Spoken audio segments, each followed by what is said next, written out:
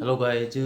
आज का हमारा टॉपिक है M X Excel. M S Word के बारे में हम पढ़ चुके हैं। अब अगला टॉपिक है M X Excel. M X Excel क्या होता है इसके बारे में हम जानेंगे।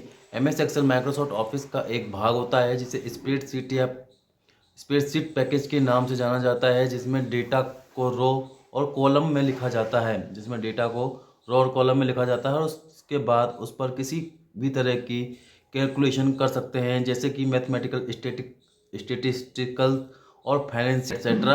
जिसमें इसमें डाटा का विश्लेषण कर सकते हैं और उसकी रिपोर्ट बना सकते हैं। इसमें डेटा को ग्राफ के रूप में भी प्रदर्शित कर सकते हैं, यानी शो कर सकते हैं। Definition of M S Excel. M S Excel की परिभाषा।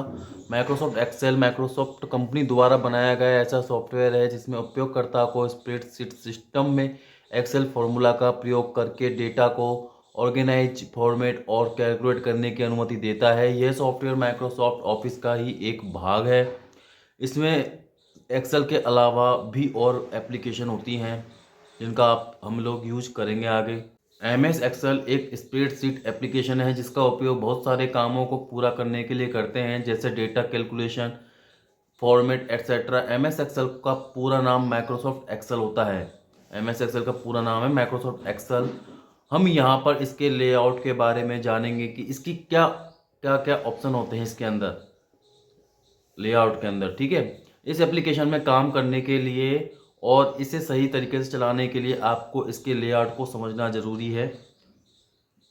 आपको ये पता होना चाहिए कि इसके इंटरफेस में जो ऑप्शन दिखाई देते हैं उनके क्या नाम है और उनसे क्या हम क्या क्या कर सकते हैं। एम एस एक्सेल के अंदर title bar. M S Excel के सबसे ऊपर भाग यानी टॉप में सेंटर में आपको जो बार नज़र आएगा वो टाइटल बार है। यहाँ पर जिस भी फाइल में काम कर रहे हैं उसका नाम दिखाई देगा। अगर अगर आप एक नए डॉक्यूमेंट में काम कर रहे हैं तो इसका नाम बुक वन रहेगा। जब आप इसे सेव करने जाएंगे तब आप अपनी मर्जी से इसका नाम रखकर इसे सेव कर सकते हैं। अब इसका नाम बुक वन की जगह पर आपका रखा गया नाम दिखाई देगा। इसके दाहिनी तरफ कोने में आपको 3 बटन होते हैं। इन 3 बटनों के अलग अलग काम हैं जो कि हम लोग देखते हैं। जैसे कि तीनों बटन होते हैं मिनिमाइज, मैक्सिमाइज और क्लोज। इन तीनों के अलग अलग काम होते हैं। सबसे पहला होता है मिनिमाइज बटन। इस बटन को हम क्लिक करते हैं। इस बटन को जब हम क्लिक करते हैं तो माइक्रोसॉफ्ट एक्सेल या फिर कोई भी प्रोग्राम जो ओपन है वो नीचे टास्क बार में चला जाता है, जिससे आप टास्क बार में क्लिक करके फिर से वापस कभी भी खोल सकते हैं। इसका इस्तेमाल हम तभी करते हैं जब हमें काम करते हुए बीच में किसी और दूसरे एप्लीकेशन को खोलने की ज़रूरत पड़ती है।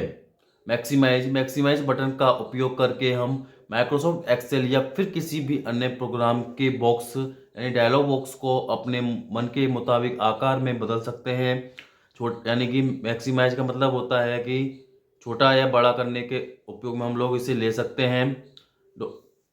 छोटा या बड़ा डायलॉग बॉक्स जो ओपन हुआ है उसको छोटा या बड़ा हम लोग कर सकते हैं। इसकी मदद से आसानी से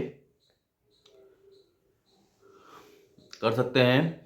हमें एक्सेल या फिर किसी भी अन्य प्रोग्राम मुताबिक हम लोग इसे चेंज कर सकते हैं। ये प्रोग्राम के विंडो को विड्थ और लेंथ को एडजस्ट करके काम कर सकते हैं। बटन को दोबारा क्लिक करके हम एप्लीकेशन को वापस फुल स्क्रीन आकार में वापस ला सकते हैं और फिर से क्लिक करेंगे तो इसे छोटा आकार में फिर से वापस ला सकते हैं। क्लोज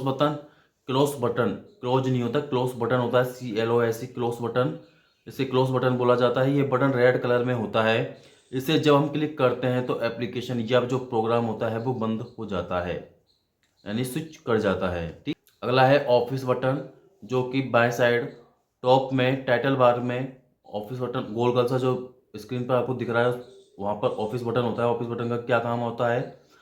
माइक्रोसॉफ्ट एक्सेल में ऑफिस बटन एक मुख्य भाग है। यह बटन बाएं तरफ कोने में होता है जिसमें कई तरह के ऑप्शन मौजूद होते हैं, जैसे new, open, save, save as, print, prepare.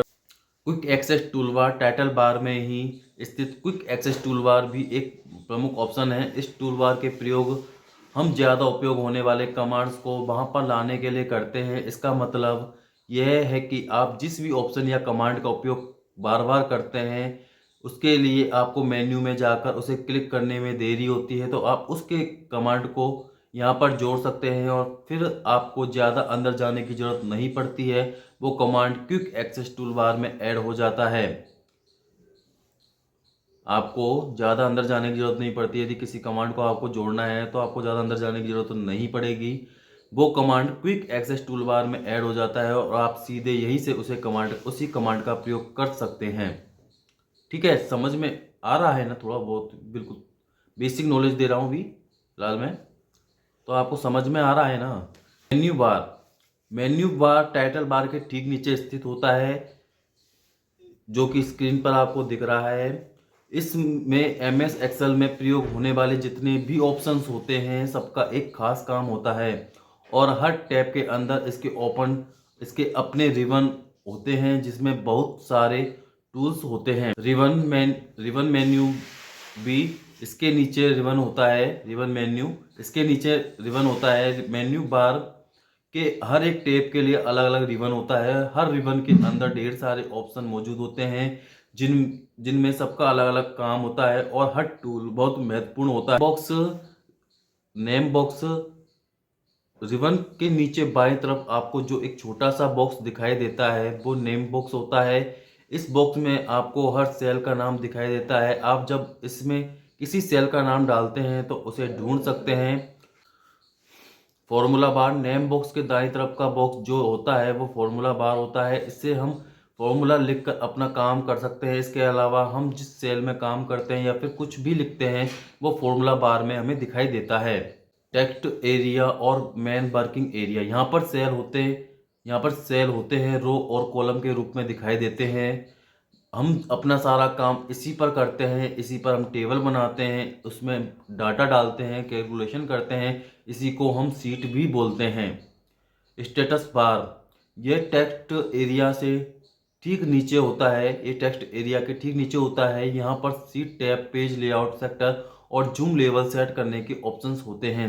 Seat tab ये स्टेटस बार में स्थित होता है, वो भी बिल्कुल बाईं तरफ। यहाँ पर हम एक ही फाइल के अंदर अलग अलग सीट जोड़ सकते हैं। उसके लिए बस हमें एक नई सीट टैब कॉपी या फिर न्यू सीट बनाने में ऑप्शन मिलते हैं, जिससे आसानी से एक फाइल अंदर अनेक सीट बना सकते हैं। Page layout to selector sheet tab के ठीक दाहिने तरफ पेज लेआउट सेलेक्टर होता है। इसका उपयोग करके हम सीट को अलग अलग लेआउट में देख सकते हैं। इसमें normal page layout, page break, preview होते हैं जिनसे हम अपने पेज को देख सकते हैं और पेज की सेटिंग कर सकते हैं। Zoom level page layout selector दाहिने तरफ जूम लेवल का ऑप्शन होता है। उसके द्वारा सीट को हम छोटे आकार में एडजस्ट करके देख सकते हैं। जब सीट बहुत बड़ी आकार की हो जाती है तो फिर यह ऑप्शन हमारे बहुत काम का है। यदि सीट बहुत बड़ी आकार में हो गई तो हम इसे छोटा भी कर सकते हैं जूम लेवल, और अगर छोटी साइज है तो हम इसे बड़ा करके इसे हम काम कर सकते हैं आसानी से। समझ